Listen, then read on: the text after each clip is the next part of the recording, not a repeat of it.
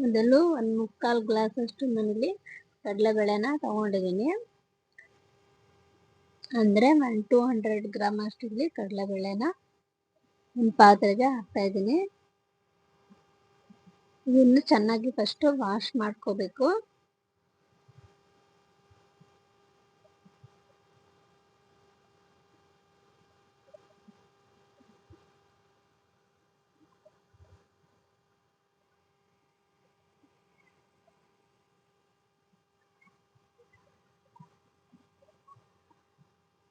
ಕಡಲೆಬೇಳೆನ ನಾನು ವಾಶ್ ಮಾಡಿಕೊಂಡು ಮತ್ತೆ ನೀರು ಹಾಕ್ತಾ ಇದ್ದೀನಿ. ಇವಾಗ ಇದನ್ನ ಒಂದು 4ರಿಂದ 5 ಅವರು ನೆನೆಸಿಟ್ಕೋಬೇಕು. ನೋಡಿ ನಾನು ಇವಾಗ ನೆನೆಸಿಟ್ಕೊಂಡಿದ್ದೀನಿ. ಕಾಳು 4ರಿಂದ 5 ಅವರ್ ಬಿಟ್ಟರೆ ಚೆನ್ನಾಗಿ ನೆನೆಯುತ್ತೆ.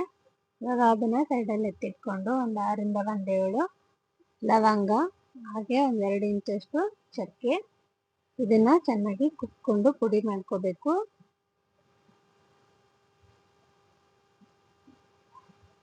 ನೋಡಿ ಈ ತರ ಸ್ವಲ್ಪ ನುಣ್ಣಗಾಗೋವರೆಗೂ ಪುಡಿ ಮಾಡ್ಕೋಬೇಕು. ಈಗ ನಾನು ಮಿಕ್ಸಿ ಜಾರ್ಗೆ ಖಾರಕ್ಕೆ ಒಂದು 4-5 ಹಸಿಮೆಣಸಿನ್ಕಾಯಿ ಹಾಕೊಂಡಿದ್ದೀನಿ. ಸ್ವಲ್ಪ ಖಾರ ಕಡಿಮೆ ಇತ್ತು, ಹಾಗಾಗಿ 4-5 ತಗೊಂಡಿದ್ದೀನಿ. ಖಾರ ಜಾಸ್ತಿ ಬೇಕು ಅನ್ನೋದು ಇನ್ನೊಂದು 2 ತಗೊಳ್ಳಿ. ನಾನು ಚಕ್ಕೆ ಲವಂಗ ಪುಡಿ ಮಾಡ್ಕೊಂಡಿರೋದು ಕೂಡ ಹಾಕೊಂಡಿದ್ದೀನಿ. ಹಾಗೆ ಕಡಲೆಬೇಳೆನ ಹಾಕೊಂಡು ಈ ಥರ ತೆರೆಯಾಗಿ ರುಬ್ಕೋಬೇಕು. ತುಂಬ ನುಣ್ಣಗಾಗೋವರೆಗೂ ರುಬ್ಕೋಬಾರ್ದು. ಈಗ ಇದಕ್ಕೆ 1/4 ಸ್ಪೂನ್ ಅಷ್ಟು ಅಡುಗೆ ಸೋಡಾನ ಹಾಕೊಂಡಿದ್ದೀನಿ. ಹಾಗೆ ರುಚಿಗೆ ತಕ್ಕಷ್ಟು 1 ಸ್ಪೂನ್ ಅಷ್ಟು ಉಪ್ಪು ಹಾಕೊಂಡಿದ್ದೀನಿ. ಹಾಗೆ ಶುಂಠಿ ಬೆಳ್ಳುಳ್ಳಿ ಪೇಸ್ಟ್ ಹಾಕೊಂಡಿದ್ದೀನಿ. 1 ಸ್ಪೂನ್ ಅಷ್ಟು ಶುಂಠಿ ಬೆಳ್ಳುಳ್ಳಿ ಪೇಸ್ಟ್. ಇದನ್ನೆಲ್ಲ ಚೆನ್ನಾಗಿ ಕಲಿಸ್ಕೋಬೇಕು. ನಾವು ಅಡುಗೆ ಸೋಡಾ ಮತ್ತೆ ಉಪ್ಪು ಹಾಕಿರ್ತೀವಲ್ವ, ಕಲಿಸಿದ ತಕ್ಷಣ ಮಾಡಬಾರ್ದು. ಕಲಿಸ್ಕೊಂಡು ಸ್ವಲ್ಪ ಹೊತ್ತು ನೆನೆಯಕ್ಕೆ ಬಿಡಬೇಕು. ಆಮೇಲೆ ಕಡಲೆಬೇಳೆ ರುಬ್ಬುವಾಗ ನೀರು ಹಾಕಬಾರ್ದು, ತುಂಬ ತೆಳುವಾಗುತ್ತೆ. ಹಾಗಾಗಿ ನೀರು ಹಾಕ್ತೇನೆ ತೆರೆಯಾಗಿ ರುಬ್ಕೋಬೇಕು. ಇವಾಗ ಇದನ್ನ ಒಂದು 5ರಿಂದ 10 ನಿಮಿಷ ನೆನೆಯಕ್ಕೆ ಬಿಟ್ಟಿದೆ, ಅಂದರೆ ಉಪ್ಪೆಲ್ಲ ಸ್ವಲ್ಪ ಕರಗಲಿ ಅಂತ. ಇವಾಗ ಇದಕ್ಕೆ 2 ಕಪ್ ಆಗೋಷ್ಟು ಈರುಳ್ಳಿನ ಹಾಕೊಂಡಿದ್ದೀನಿ. ಚಿಕ್ಕದಾಗಿ ಕಟ್ ಮಾಡ್ಕೋಬೇಕು. ಕರಿಬೇವಿನ ಸೊಪ್ಪು ಒಂದು 2 ಕಡ್ಡಿಯಷ್ಟು, ಹಾಗೆ ಒಂದು ಅರ್ಧ ಕಪ್ ಅಷ್ಟು ಪುದೀನ, ಒಂದು ಅರ್ಧ ಕಪ್ ಅಷ್ಟು ಕೊತ್ತಂಬರಿ ಸೊಪ್ಪು, ಇದನ್ನೆಲ್ಲ ಹಾಕೊಂಡು ಮತ್ತೆ ಚೆನ್ನಾಗಿ ಕಲಿಸ್ಕೋಬೇಕು.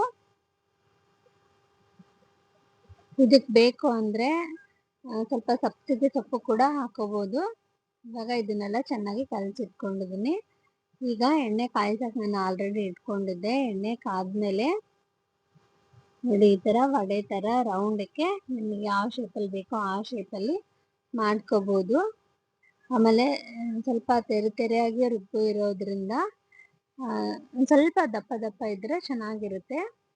ನೋಡಿ ನಾನು ತುಂಬ ತೆಳುವಾಗೂ ಮಾಡಲ್ಲ, ಒಂದು ಸ್ವಲ್ಪ ಲೈಟಾಗಿ ದಪ್ಪವಾಗಿ ಹಾಕೋಬೇಕು. ಆಮೇಲೆ ಎಣ್ಣೆ ಸ್ವಲ್ಪ ಇದು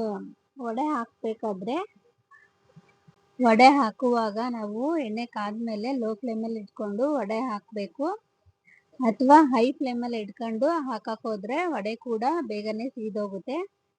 ವಡೆ ಎಲ್ಲ ಹಾಕಿ ನಿಲ್ಸಿದ್ಮೇಲೆ ನಾವು ಹೈ ಫ್ಲೇಮಲ್ಲಿ ಇಟ್ಕೋಬೋದು, ಆಗ ಎಣ್ಣೆ ಕೂಡ ಹೀರ್ಕೊಳ್ಳಲ್ಲ.